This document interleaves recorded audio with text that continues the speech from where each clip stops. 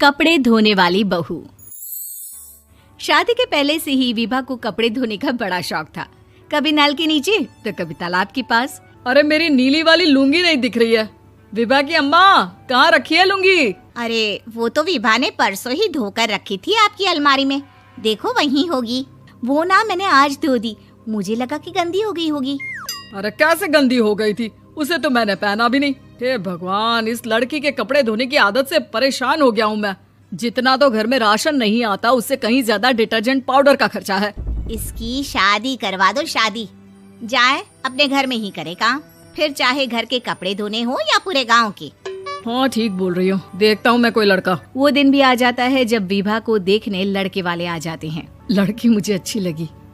होने वाली सास कहती है, बेटी अगर कुछ पूछना है तो पूछ लो। वैसे तो हमारी लड़की बहुत ही शर्मीली है, जो बोल दो वो मान लेती है, इसे क्या पूछना होगा। अरे कैसी बात कर रही हो माँ, मुझे इन लोगों के घर रहना है, सवाल तो कई है। हाँ हाँ बेटा, पूछ लो ना, क्या पूछना है। आप लोगों के घर कपड़े कौन धोता है? सास का मुंह बन जाता है। देखो, अगर तुम ये कहना चाहती हो कि तुम्हें कपड़े धोने नहीं आते तो सुन लो, कपड़े मैं ही धोती हूँ, लेकिन तुम्हारे आ जाने के बाद मैं रुमाल तक नहीं धोऊंगी। अरे चुप रहना भाग्यवान, बहू बेचारी घर आई नहीं, उसे डराना शुरू कर दिया। वो क्या है ना बिटिया, अभी तक तो ये कल्लू की माँ ही धोती थी, लेकिन अब तुम्हारे पापा तो दहेज में वॉशिंग मशीन देंगे ही।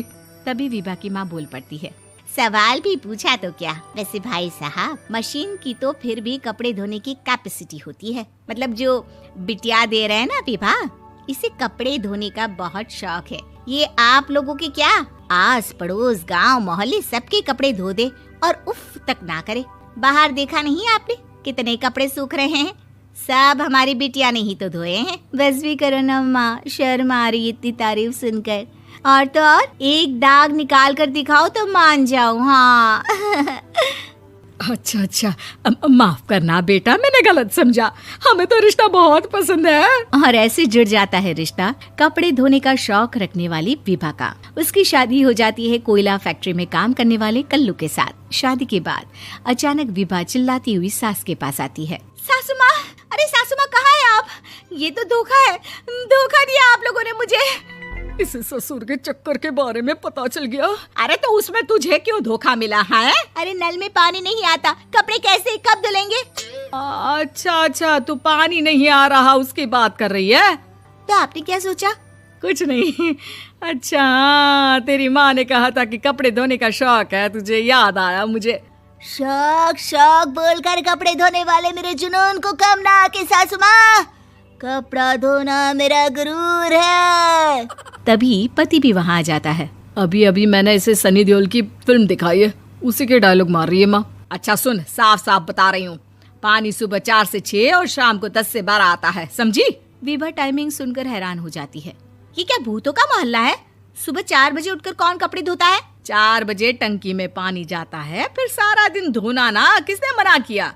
अरे कैसी बात कर रही हैं? 200 लीटर की टंकी में कितने कपड़े धो लूंगी मैं, सुबह ही उठ जाऊंगी मैं। अब क्या था, विभा सुबह 4 से लेकर रात के 12 बजे तक कपड़े ही धोती रहती। एक रोज सास पड़ोस से निकलकर कहीं जा रही होती है कि साथ वाली कहती है, हाँ कल्लू की माँ, जरा ये बताओ कि 2 साड़ी है, 2 ब्लाउज और एक पेटीकोट और एक नाड़े वाला लंबा कच्छा। हाँ तो? अरे तो क्या, कितना लोगी धुलाई ये बताओ। धोबन दिख रहे हैं हम क्या? हमारे पति सरकारी नौकरी से अभी रिटायर हुए हैं और बेटा सुपरवाइजर है कोयला फैक्ट्री में। धोबन समझ रखा है हमें। हाय रे कल्लू की अम्मा, माफ कर दो, वो तो मोहल्ले में यही सब बता रहे थे कि तुमने बहू को कपड़ा धुलवाने के काम में लगा दिया है। सास को पड़ोसन की बात सुनकर गुस्सा आ जाता है। वो घर पहुंचती है जहां घर के बाहर ही इतने सारे कपड़े सूख रहे होते हैं जितने कि किसी धोबन के घर पर। अरे ओ कल्लू की दुल्हन, बाहर निकल। माँ जी यहीं आ जाओ, बाथरूम में चादर धो रहे हैं हम। अरे अभी हम धोते हैं, तुमको बाहर निकलो। ये आस पड़ोस वाले बोल रहे हैं कि हम बहू से कपड़े धुलवा कर उसे कपड़ा धोने वाली बना दिए हैं। अरे छोड़ो ना माँ जी, किन लोगों की बातों में आती हो? आस पास के लोगों का तो काम ही होता है कि वो किसी तरह सास बहू को लड़ा दे। बहू सारे घर के कपड़े धोती है, ये क्या कम है? बोलिए। सास को भी लग जाता है कि वो बहू का ये सनकीपन नहीं छुड़वा सकती, इससे अच्छा है कि खुद ही चुप हो जाए। एक रोज सास और बहू मंदिर जाते हैं, जहाँ सास की साड़ी वहाँ खड़ी भीख मांगने वाली से मिलती है। माँ जी क्या बात है, आप आपकी साड़ी उस भिखारन से कितनी मिल रही है ना? हाँ हाँ देखो तो, दोनों की साड़ी मिल रही है। क्या बात है कल्लू की अम्मा, तुम खुद को तो अफसर की बीवी बताती हो और ऐसी सिंपल सी प्लेन साड़ी पहनकर घूमती हो। सिंपल और प्लेन नहीं है ये साड़ी। तो क्या सोने के धागे से फूल बने हैं? कुछ भी सासू माँ, कुछ भी। हाँ बने थे इस साड़ी में सोने के धागे से फूल। मेरे पति लेकर आए थे मद्रास से स्पेशली मेरे लिए 10,000 की। ताहे भाई साहब इस भिखारन के लिए भी सेम टू सेम साड़ी लेकर आए होंगे 10,000 की। सास उस वक्त तो कुछ नहीं कहती, लेकिन बहू के साथ घर आती है और अलमारी से एल्बम निकाल कर लाती है। ये साड़ी देख रही है, ये वही साड़ी है जिसे मैंने अभी पहना था। इस साड़ी में ये जो चमकदार फूल दिख रहे हैं ना, ये सोने के धागों से काढ़े गए हैं। लेकिन तू लोकल वॉशिंग मशीन ब्रश से घिस घिस कर सारे फूलों को निकाल कर साड़ी प्लेन कर दी।